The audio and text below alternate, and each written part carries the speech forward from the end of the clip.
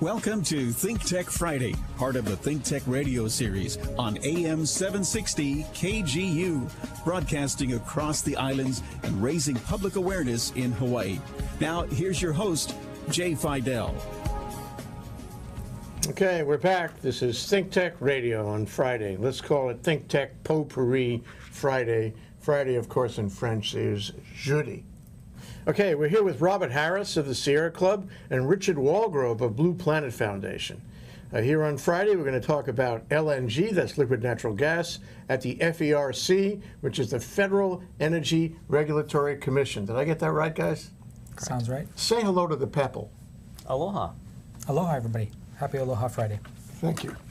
Okay, so I guess the most important thing to talk about right now is what happened, this very week, within the last few days. It was reported, I think, in Civil Beat a couple days ago. And it is that while in, I guess it was August, the Hawaii Gas Company, the one company that's trying to bring liquid natural gas to Hawaii as an alternative fuel, filed an application for permission to do so with the Federal Energy Regulatory Commission in Washington, D.C. Okay, you guys recently, I guess within the last few days, both the Sierra Club and Blue Planet Foundation filed briefs in opposition to that request made by Hawaii Gas to the FERC. And I want to know what's happening with that, why you did it, what you're saying. Give us a handle on the play that's going on at the FERC. That's why I call it What's Going On with LNG at the FERC. That poetry, doesn't it? Robert, what do you say? This is Robert with the Sierra Club, and so the application that the gas company, or Hawaii Gas, filed for was asking for three things. And the first part was to sort of bring in a small quantity of liquid natural gas under the assumption that they wanted a backup in case something were to happen, that they still have supplies of gas. But sort of mixed interchangeably in there was sort of the concept that they're going to start bringing in lots and lots of liquid natural gas for energy consumption. And so although the application on one hand says, well, we just want this phase one part approved, it also sort of interchangeably talks about a phase two and a phase three. And the application was really hard to break apart. It was really sort of asking for the whole enchilada. And in addition to that, they asked for a waiver from having to do an environmental review.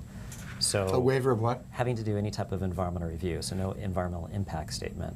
And so part of our concern was if we let this go, they'd use it as a justification for bringing in liquid natural gas in perpetuity. They said, look, our application talked about everything, and we got a waiver from the environmental review, and let's go ahead and set up a refinery and start moving forward. And we really felt like a much broader discussion needed to happen, not only for the environmental reasons, but also for the economic ones. Does this really make sense for Hawaii going forward? Or should we continue our commitment towards clean energy and renewable energy in the manner which has been envisioned and talked about for the past decade or so? So you come in as what, intervenors? What gives you standing to file this opposition? Yeah, so we do have to, actually, the first hurdle is we have to intervene. So that's our motion's entitled Motion to Intervene, but it's also a motion, it's called protest, and our comments as well. Yeah.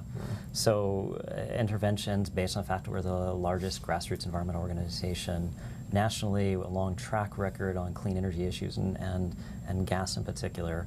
And you have hikes on Sunday. We do hike Saturday and Sunday. So thank you.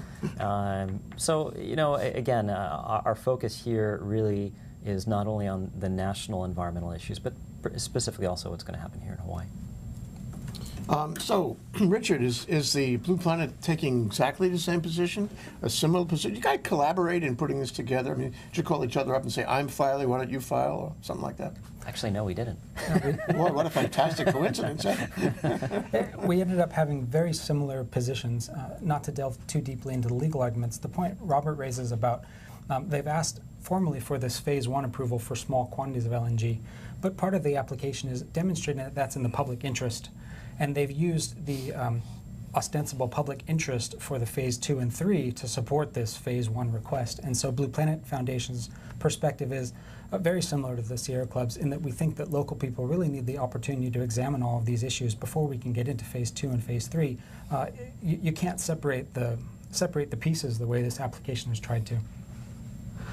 Well, it sounds like part of the commonality of the two positions is that talking to Washington, you have to let us sort this out locally before you just treat an application like this, because this may be different for Hawaii, and there are Hawaii-specific issues that have to be worked out in Hawaii. Am I getting that?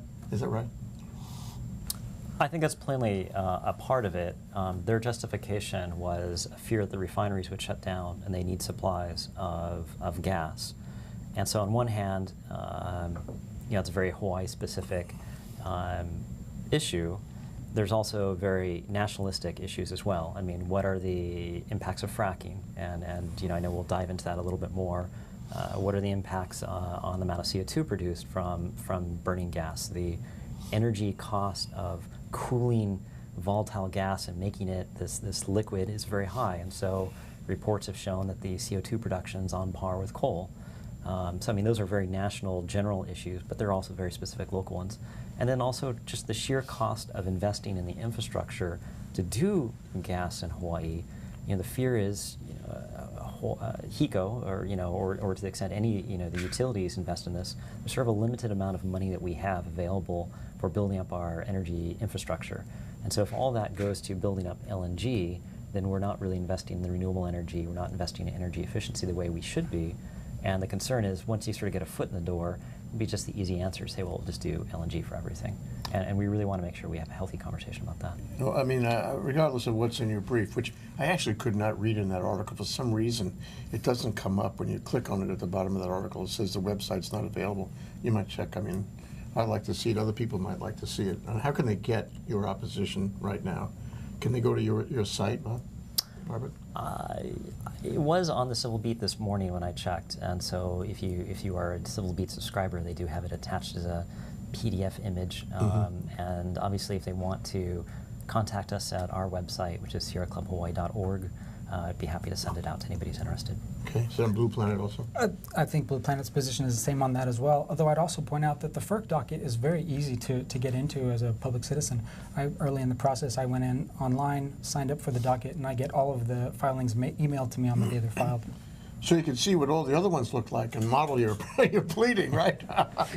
You guys have not done this on a regular basis then. This is not your regular cup of tea to file oppositions in FERC. Correct, and in fact, there's not many Hawaii-specific projects I'm aware of that are at the FERC level. Normally, on the mainland, since you have a lot of commerce between states and you have lines that run between states, FERC's very active on the energy scene. But here in Hawaii, since we don't have that, most of our energy projects go before the Public Utilities Commission. So some question was, why is Hawaii Gas filing this before the FERC? And I think we agreed and said, we think FERC's the appropriate jurisdiction for this. But still, it is kind of not many people in Hawaii have this experience. That's very interesting. You're right. You're right. When you think about it, although we have representatives of the Federal Energy Department hanging around a lot, and they help us, we don't have a lot of federal issues. We do. It's mostly state law, state regulation, state action. So this is one of those exceptions to that. And I guess the reason is that it's an importation of the energy from the mainland. And that means it requires FERC approval. Yeah, and the construction of export-import facilities would also be. Which become a federal issue because what? It's in federal commerce, in state commerce and so on. Correct. Very interesting. Well, the one thing that catches me, and I guess it's in both of your briefs, is the notion that we started on the Clean Energy Initiative in 2008, and everything, I shouldn't say everything, but 99% of everything has been directed toward doing renewable energy since 2008. This is a change to that. And as a matter of policy, I guess what you're both saying is that change is a change that, where the tail wags the dog, where we swallow our own initiative in favor of something else that just came in. And that's not a good policy to follow. I guess I hear you saying that. I'd take it one step further. The FERC filing suggested that this importation of liquefied methane would actually bolster the state's clean energy goals. Not just that we're shifting gears and trying something different. This is what Hawaii Gas is filing. Correct, correct. So this concept to me that the importing methane, a fossil fuel, furthers us towards our clean energy goals is difficult to swallow, and I think it takes an extraordinarily high burden of proof to show that that's the case, and that those are the studies that Robert mentioned. But suppose I say to you, as Hawaii Gas would undoubtedly say to you, this is only temporary. In fact, Robbie Am, a couple weeks ago, made a statement in one of our programs on, we called it the also-rans. I don't know if you guys were there. It was about the ones that are not yet commercialized. And he said, well, LNG, there's got to be room for it, but only on a temporary basis. So I guess you have some trouble with that. Absolutely. I mean, I'm sure the exact same thing was said 100 years ago about oil. And, the idea, if you go back and, Blue Planet did some excellent research about a year ago where they actually showed, paper articles talking about the need to move towards, cleaner, renewable energy. Oil was probably it looked pretty good back then. And LNG is the same situation. And, currently right now there's a glut in the United States. Both from overproduction, but also we've had unusually warm winters. And so it's at a very artificially low price point. It is going to go back up in price. In addition, the cost of building this infrastructure is very high. And some of the studies, tentative studies that come back, have shown that it wouldn't be any cheaper than oil is today for Hawaii to bring it in and to, the cost of doing the refinery, et cetera. So the concern here is really, are we going to invest so much money that we're locked in to the same problems that we have today? We're just switching from one liquid fuel to another liquid fuel. This is like, forgive me, this is like the super ferry argument, that the super ferry is not feasible, okay? That it's going to cost too much to operate, there will be too many maintenance issues, so we shouldn't let them do it because they can't be feasible. I know there were other arguments too, obviously, but that was one of the arguments that I thought was interesting. But I hear the same argument through your comment, is that this is going to cost too much to stay within the rate structure that they would get approval for. I mean, are you saying that if it's going to cost too much, that rate structure simply will not work? And if the PUC, which would obviously govern the rate structure, would blow up. It just could not maintain the rate structure if the thing wasn't feasible because of the high cost of building the infrastructure. I mean, why are you concerned about their expense? Well, and again, our primary concern and focus is really on the environmental issues, and so let me not leave off on Understood. that. But, the fact that there isn't any studies, isn't any analysis of this, isn't that alarming and concerning before we start moving forward with actual implementation steps of bringing in gas here? The idea of environmental review is to look before you leap. Before you make commitments that are going to wind up costing everybody money. You don't want to be halfway through construction of something where somebody finally says, well, wait a second, the rates aren't going to make sense here.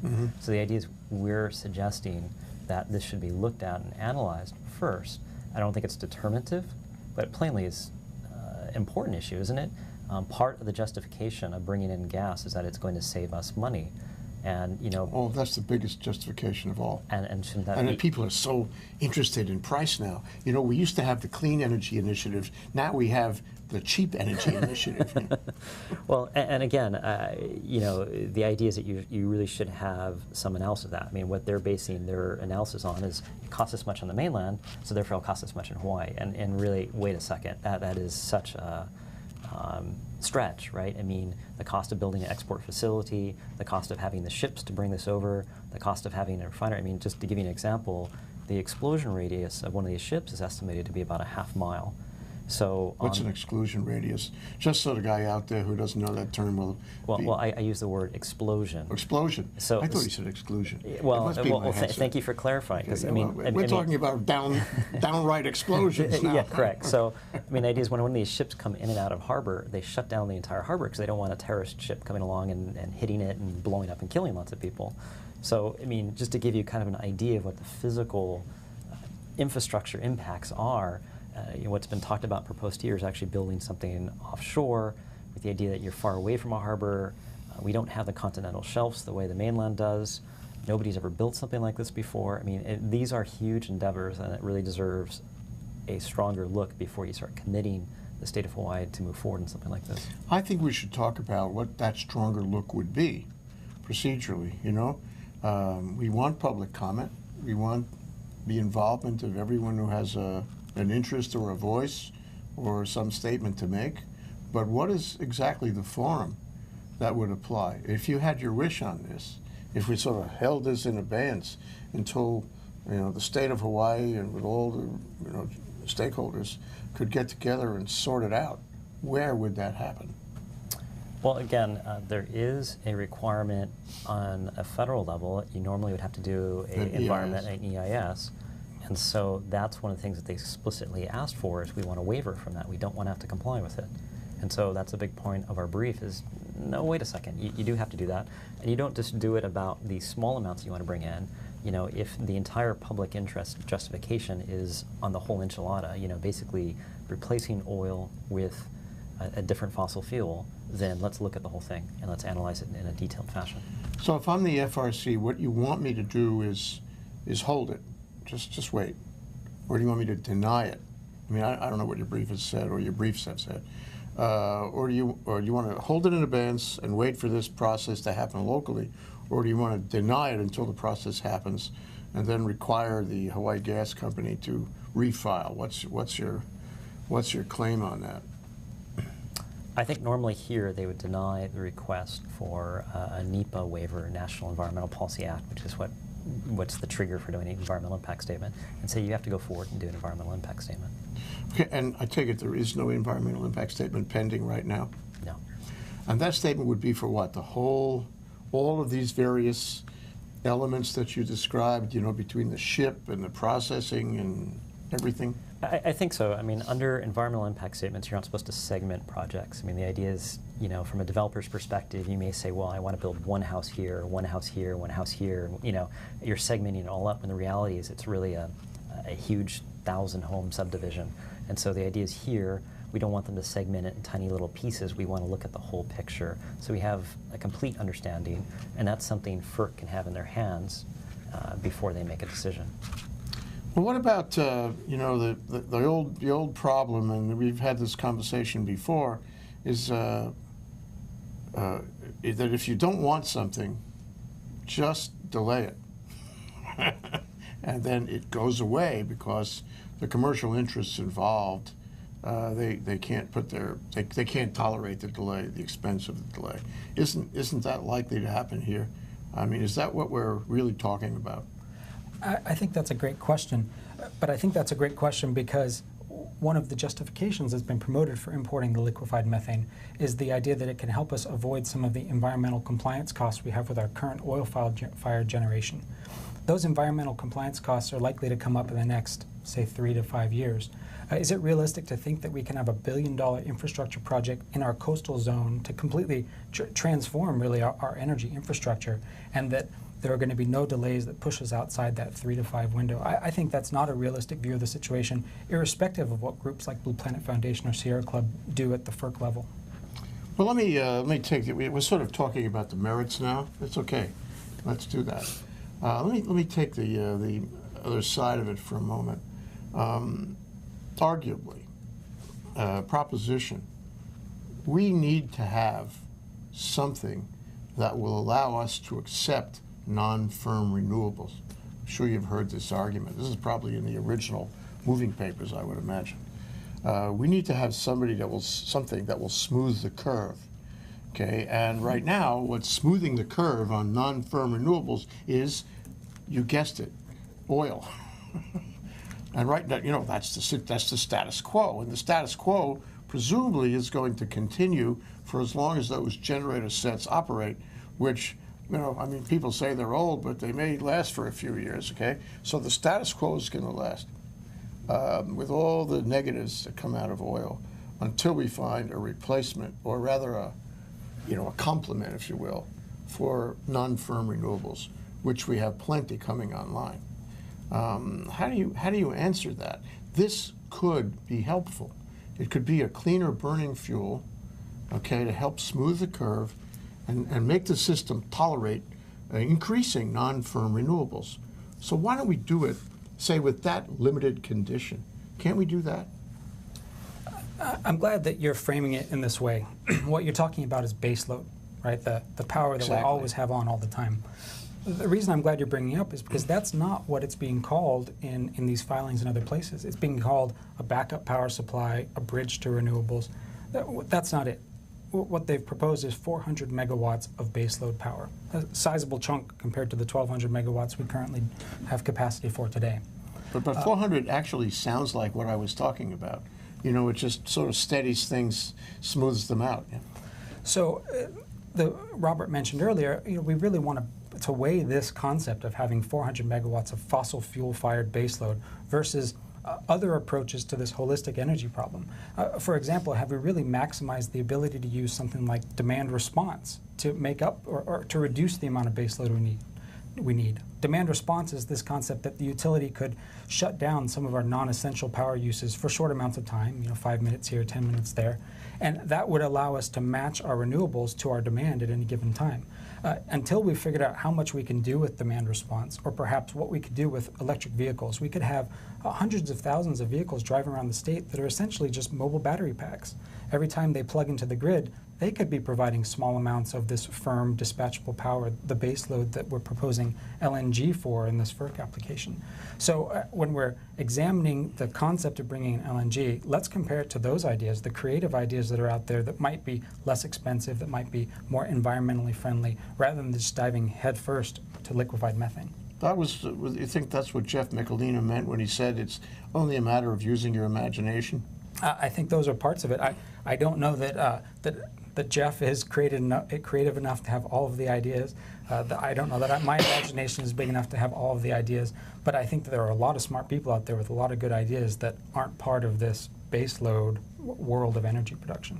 Yeah. When John F. Kennedy was president, he set this audacious challenge. We're going to fly to the moon, and basically assembled all the smartest people together and said, this is what we're going to do, and we're all going to marshal our resources in this direction. Yeah. I think it's fundamentally a mistake to accept that, the representation that we need 60% of our energy from baseload power and 40% of it can be renewable, and that's it.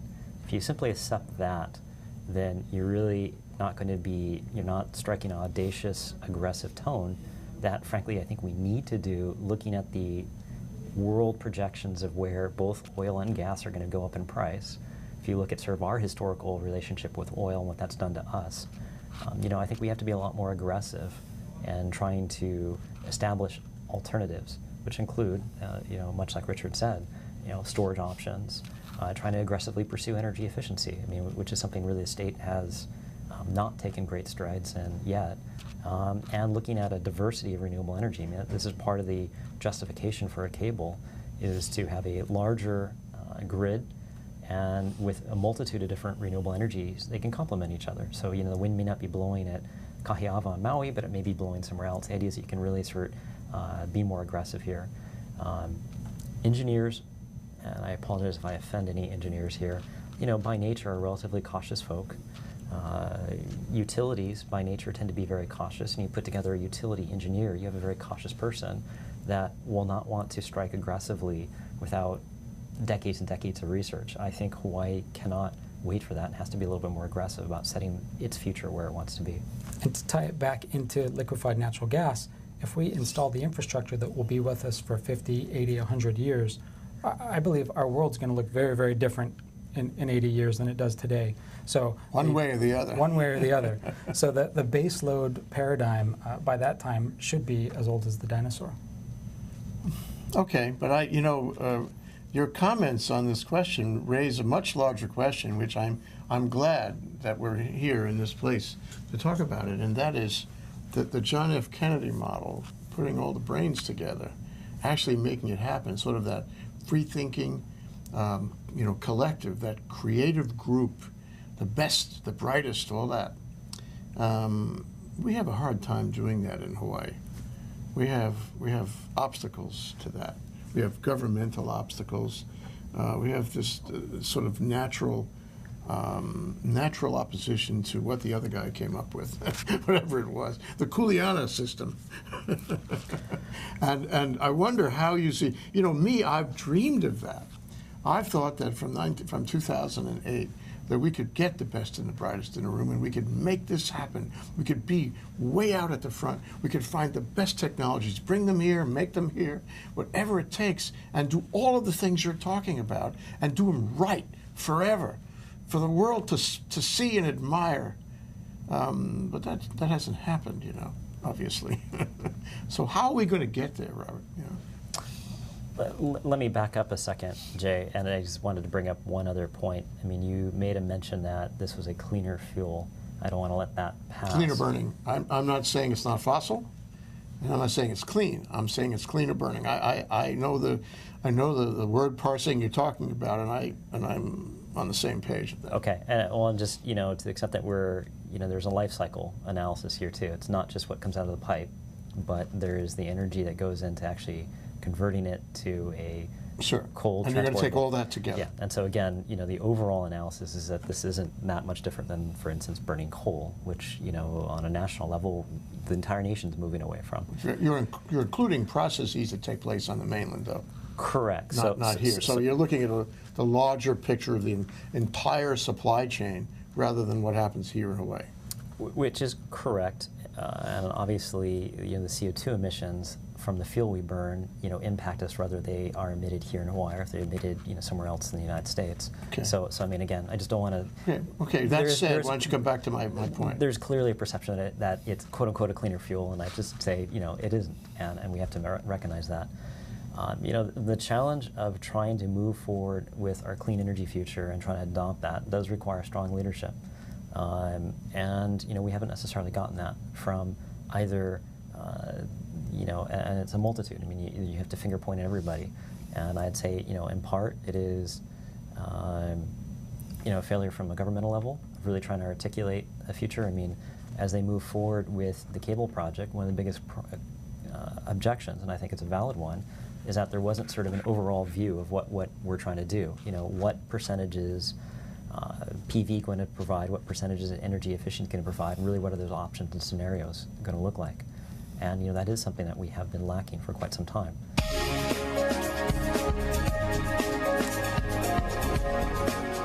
You're listening to Think Tech Friday, part of the Think Tech radio series on AM 760 KGU. Now here once again is your host, Jay Fidel. Okay, we're back. I'm here with Robert Harris and Richard Walgrove. Robert Harris is with the Sierra Club. Richard Walgrove is with the Blue Planet Foundation on Think Tech Potpourri Friday, and we're talking about what's going on with LNG at the FERC. And before we went sideways, we were getting to a sort of larger question that if you say, you know, we've got to solve this problem using all renewables and all new technologies, the problem of the baseload that Richard was talking about, how do we do that? Not necessarily a matter of substance, because none of us here are engineers, but as a matter of procedure. How do we get the apparatus, such as it exists, all the stakeholders, to do that John F. Kennedy thing that you were talking about, Robert? I mean, if that could happen, it would be wonderful, wouldn't it?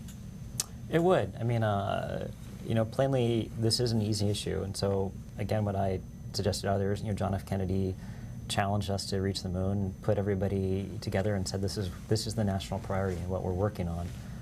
You know, I do believe that we have an equivalent need in Hawaii. We do also have to enunciate sort of what some of the different options are and actually take the time to look at them carefully. And the problem is when we start trying to parse one out at a time, it is you don't have that broader picture, you don't have that broader context. And so, you know, somebody could easily come to Hawaii and say, you know, what it really is energy efficiency, and that's all we need to do. Well, realistically, you can't energy efficiency weigh all your demand, so I mean, it's going to be an important part, and what are some of the other parts, and really have that analysis. You know, but the problem is it's a moving target. The technology changes. I mean, for example, just a small example, I went out 2 weeks ago to the roof of Whole Foods, where they, you know about this? They have something they call solar thermal, which is vacuum tubes that are much more efficient than the old the old thermal energy that you get like in a solar heater, and they use this to desiccate the air, which is in Hawaii pretty humid, into very dehumidified air. And if you have dehumidified air, then air conditioning goes down to less than half the cost. Okay, brand new idea. A bunch of guys out of Princeton came up with this. So, I mean, I'm not saying everybody runs to that side of the boat, but it changes the dynamic. This could happen on any of the renewables anytime. We're in a time when there could be disruptive technology come out of the boat. So how do you deal with that if you have an organization, a grouping, a decision process that is like on a straight track that cannot tolerate new, different, disruptive ideas? I'm glad you asked that, because that's really important. I mean, much like your financial advisor always tells you to diversify, right? Because you never know. You want that. You want to spread your risk out among a lot of different financial sources. The same thing applies to energy, that we really do have to be investing and moving forward on a broad basis. It's not going to be all wind, for example. It's not going to be all OTEC, by itself. You want to be seeing all of these different sources going forward on a broad basis. And if one suddenly just becomes the more viable, the cheaper, the easier, the better, then absolutely you want to leave the space within the market for that to grow and flourish. And obviously, it's a competitive market out there. You're going to go for, Everybody believes his product is the best. Yeah. And so create that space. But also, much like the government's investment in silicon chips in California, early on is what sort of led to Silicon Valley today. And so part of it is also, I believe, appropriate investment at an early stage to sort of allow some of these things to flourish and to move forward. So even though PV, Robbie Alm was on a radio show approximately a year and a half ago and said, PV will never be a major player in Hawaii's energy future. And look at it today, we're bringing on per quarter roughly 15 megawatts of power each quarter. I mean, that's phenomenal, and it's amazing, and we've got to allow that space to continue to go. Yeah, well, that's true. But I would add that's a relatively recent development, and we're still at something like 65 megawatts total in PV out of a total baseload of. You're familiar with the baseload, Richard. The total baseload of what? Well, the total generating capacity is on the order of 1,200 megawatts for Oahu. Yeah, baseload. But at the peak, it's more like 1,800. Yeah. That's statewide. Yeah, right, true. And again, there's circuits in Kauai that are now, at times 100% renewable. So I mean, Hawaii, unfortunately, because we're completely different than anywhere else, really. We are not connected through this large, massive grid. So we're going to be on the cutting edge on how much renewable energy can be brought online at any given point. And we have to somewhat embrace that and say we're going to go forward. We're going to really start trying to see, what are the limits to this? What can we do to make sure it's more stable? Putting storage packs on every transformer, et cetera, to try and make sure that we have this healthy, modern grid. And again, that goes to your underlying question, which is, how do you allow for future technology advances? I mean, the modern system is to have a smart grid with lots of small individual power sources. You don't have one monolithic, facility producing all the power. Because if you invest all the infrastructure in that monolithic facility, you're not moving off of it. That's your future. That's true, but it's not unanimous, right? There are some people who don't want to be on that grid, who don't want to have a statewide grid. They don't want to share from their island to the next. So I mean, that's the problem. I don't see a one group, one brain trust, as in the JFK model, where everybody gets together and figures out the best solution. So it's everybody taking a Kuleana piece. And at the end of the day, my concern, and maybe other people feel the same way, is that if we get involved in contention over everything, but we don't have forward motion in the general initiative, then we spend our time in the Tower of Babel, rather than actually making progress. How do you see this going forward? So, Jay, I'll challenge your assertion that there isn't a forum to bring together the best and the brightest. Well, there's the Energy Policy Forum. Robert is a member, aren't you? There's another process. There's a process going on right now, in fact, called the Integrated Resource Planning process that the HECO companies are required to go through. Yes. And the Public Utilities Commission actually has brought together 65 of the best and the brightest people in the community to help answer this question of how do we move forward. That process ends next June. But yet we've got this FERC application filed back in August, and that's one reason the FERC application was probably premature. If we go through that IRP process, You would have liked to see the process happen before the application? well, what I'd like to make sure we do is that we have this IRP process go through to completion, and we just recognize that if at the end of the day we decide that the only change that's right for Hawaii for the next 50 or 80 years is just to switch from one imported fossil fuel to another imported fossil fuel, we will have failed. If that group of the best and the brightest can come out of that with a new business model for the utility, with ideas about the technologies that can help us today and the disruptive technologies that might be in the pipeline for the future, and if in that process somebody demonstrates with some degree of quantitative definitiveness that there's a role for LNG to make this happen faster or more effectively than without the LNG, then I think we've got a FERC application in the waiting. But to do it now and for the top level of our state government to say that LNG is in the public interest before that process is completed is one example of where we put the cart before the horse. It's hard, isn't it? Democracy is so tumultuous. It is, and plainly, having that broad conversation, you're never going to have 100% agreement. You're always going to have outliers. But the idea is that going through that process, you do get community buy-in, community support over time. And the idea is also, you have the diversity. You look at Germany, for example, who is heavily invested in diversified PV on rooftops. And they overall love their electrical system. I mean, you ask them what they think of their utility, and they say 2 thumbs up. You imagine that reaction here in Hawaii.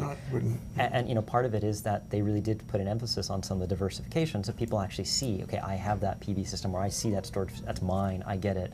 And their interest and support for the larger renewable stuff is also higher as well, because I think that they're a little bit more bought into the overall system. It's a buy-in thing, yeah, isn't it?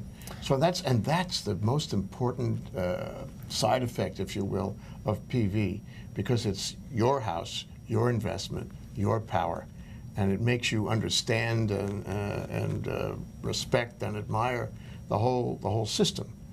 So that leads to another question, and that is, where's the public on this? I mean, there's been a lot of stuff in the press about LNG, both ways. Well, I say both ways, but primarily it's positive about LNG. And there have been, check my recollection, but there have been positive editorials about LNG, all on the Rabiam kind of philosophy of it. We need it, but we have to make sure it doesn't take over. So where's the public on this? And where do you see a responsibility to the public opinion, if you could ever find what it really is? Sorry. I think if you're judging the public opinion, I mean, what has come out so far has been a series of commentaries by either Hawaii Gas, advisor consultants to Hawaii Gas, or Rabiam. So I mean, I think there's sort of been a one-sided conversation to date. And plainly, by us asking that we do an environmental impact statement, it is we're trying to say we want a more well-rounded conversation. We want to make sure we're going through the pros and the cons, not just the pros. Looking forward, if somebody were to look at 2 things, one is, how much money do we have to invest in this infrastructure, and is it really in some ways closing out the clean energy future? I think you're going to get a lot of people saying, no, wait a second, this isn't a good option. And second, I think it's really important to say, I think it's a spirit of aloha. You don't basically destroy somebody else's environment for our benefit. There are some clear, serious, negative problems with fracking on the mainland, where from an air pollution perspective. Hi, sorry, Robin. Are we on or what? Yes. We are. Okay, we're on the air. Always a good status check. I mean, I think there has to be a healthy conversation about what's this doing on the mainland. So, where you have, people whose drinking water is fundamentally contaminated, where you have air pollution, where, the plains of Wyoming are dirtier than the air around Los Angeles. There's some significant concerns there. And I don't think it's Hawaii's attitude to say we're okay with destroying somebody else's environment for our economic benefit. So, I mean, again, I think when we have a healthy conversation about this, there's going to be some concern, and I think that's justified and necessary. One of the points you guys made in the brief, I assume in both briefs, is is that if we have money to spend on all this infrastructure, Why don't we spend it on renewables instead? And my question right after this break is going to be, well, how should we spend that extra money? Where would you put it? Okay, we'll be right back after this break. I'm here with Robert Harris and Richard Walgrove. We're talking about their opposition to the application for approval of liquid natural gas at the FERC in Washington. You're listening to Think Tech Friday, part of the Think Tech radio series on AM 760 KGU. Now here once again is your host, Jay Fidel. Okay, we're back and we're live. This is Think Tech on Friday, Potpourri on Jeudi. That means Friday. Robert Harris of the Sierra Club, Richard Walgrove of Blue Planet Foundation, who have filed an opposition to the gas company, the Hawaii Gas Company's application for approval of LNG, importation of LNG to Hawaii at the FERC, the Federal Energy Regulatory Commission in Washington. So I guess, this isn't happening in a vacuum, although that may be a sort of a mysterious word to use in this context. This is happening in a national landscape in which only in the last couple of years, for a bunch of reasons, natural gas has emerged as a cheap and plentiful source of energy, and everybody on the mainland is excited about it. And new technologies are coming online, huge new investments are being made, new plans are being developed to use natural gas for the next hundreds of years. But it's not without some contention. You guys, are you aware of the contention? Do you have contact with that at all on the mainland about the landscape of LNG in general? I can't say that I have contact with the contention on the mainland, but we certainly keep a close eye on it because it impacts the decisions we have to make here in Hawaii. One of the things that you said is that LNG has become cheap and plentiful on the mainland, and that's what the proponents of LNG on the mainland are touting. But we have to keep in mind that's only because right now there isn't any way to export the LNG from the mainland to other places. While LNG is cheap on the mainland, Japan is going through their shift away from nuclear power because of the tsunami, and their LNG prices are ramping up. One of the problems with importing LNG here to Hawaii is that I don't think it's fair to use the mainland price, because if you can put LNG on a ship on the west coast of the mainland and you can ship it to Hawaii, that ship can sail right on past to Japan. And so why aren't we assuming we'll have to pay the Japanese rate or the Korean rate or name some other Asian country? So you asked about what's going on the national landscape. And can I go back to that for a minute? So why can't we have our own ship, which I think is in the plan for the Hawaii Gas, build a ship, not immediately, but in some other phase of this project, to just ply the trade between here and the mainland on gas, not go to Japan, not go to Asia at all. Just buy gas at the spot price in LA or whatever, or maybe it's in Portland or San Francisco. Why can't they do that and get the same price that some guy in Texas can get, rather than the fellow who wants to buy it from Japan, who is willing to pay a lot more because the current price for the Japanese is astronomical, and all over Asia it's astronomical. But why can't we have our own little niche market that's cheaper than the Asian market? Well, I guess I'm just asking the question of why somebody would sell it to us if they can sell it to the Japanese for 3 times the price. Okay, I understand. But this is a question. We have to see the market turn on that, see what happens. Anyway, sorry. Go on with your point. The national landscape, the debate about LNG, a lot of the talk has been about this energy independence, making the U.S. independent from other energy sources. And if that's a good reason to use LNG on the mainland, that's the perfect reason not to use LNG here in Hawaii, because we would not be energy independent if we were reliant on importation of this liquefied methane. So I think that national discussion actually can inform us about the decisions we make here. Wow. There's a lot of arguments here, isn't it? It's interesting that this has been, until you guys did this, your respective briefs, this has been pretty much not publicly opposed. Am I right? And you didn't, neither of your organizations actually came out publicly to oppose LNG until now. Have you? We've been asking these questions for some time. As the pro-LNG crowd has raised these issues, we've been trying to always wave the flag of, hey, but what about the real economics? What about the real environmental impact, not just of burning it here, but also of drilling it out of the ground in Wyoming or somewhere else? So it's questions, but you'll agree with me that some of those questions, if not all of them, can be answered, and maybe we could even change your mind? This is my personal view. If somebody can show me that it would get us to energy independence for Hawaii using local sources of sustainable energy, if it could get us there faster, I'd be all for it. I just haven't seen that yet. And I think your original question was looking at what the national environmental Yes. viewpoint is. And just a bit of context, in 2005,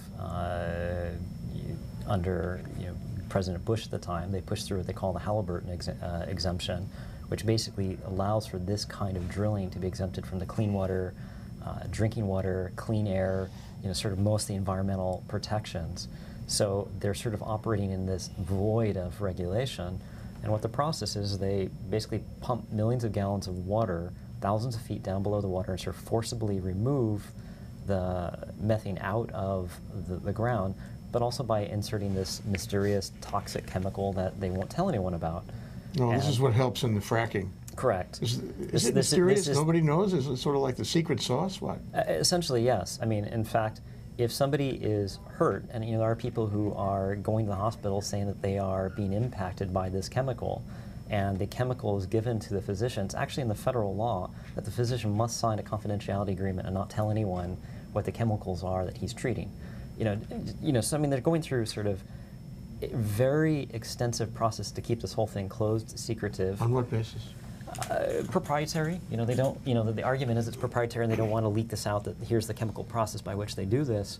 But the reality is they're impacting everyone's natural resources, drinking water, environment. And so you're having these random wells with chemicals coming up that are being contaminated, and there's hundreds of examples of this. There's earthquakes now going on because you're shifting so much of the earth. Towns that haven't had earthquakes before suddenly are having them. These are major impacts. It's clear that we need to close up these loopholes and sort of make sure that if you are going forth it, that you're doing it in a clean fashion. But you also have to sort of look at what the national impact is by doing this. Much like the Deepwater Horizon, basically contaminated the whole Gulf Coast. Much like coal mining in the western part of the United States is destroying entire mountain ranges. This does have a significant environmental impact just in the extraction and bring it here, and we have to consider that too, because I think a part of being an aloha state is that you think through this process and you don't simply transfer your problems on someone else. Well, as the resources of the state and the world, are used up, and we wonder about how our children are going to get their fair share and all that. Those arguments, make more sense. They're closer to us somehow. But what are you guys taking positive positions about? I'd like to know where you're pushing a given technology or renewable, where you're affirmatively supporting that renewable. You spoke about a statewide grid, and I'm happy to hear that because I believe in a statewide grid. But what about wind? Are you guys behind wind? Are you behind big wind? How about the guys on Molokai? Do you tell them to just sit down, relax? How do you handle difficult issues involving what might be a very clear benefit, in terms of renewables? Jay, one of the things that the Sierra Club has done is we've taken the position that we want to see the environmental impact statement before we take a position on the wind projects. The idea is the environmental impact statement is supposed to show you what the biological risks are, socioeconomic problems are, et cetera. We sort of want to have that hard, objective look in our hands before we affirmatively say we support or oppose. And so, to some extent, if you find something you don't like about wind, you'll oppose it. Well, not necessarily. I mean, nationally, we have taken a very hardline position that we recognize that we have to be in support of some of these controversial renewable energy projects. And we've supported some, much to the disappointment of maybe some other environmental groups. Large solar grids on, the Moby Desert, et cetera.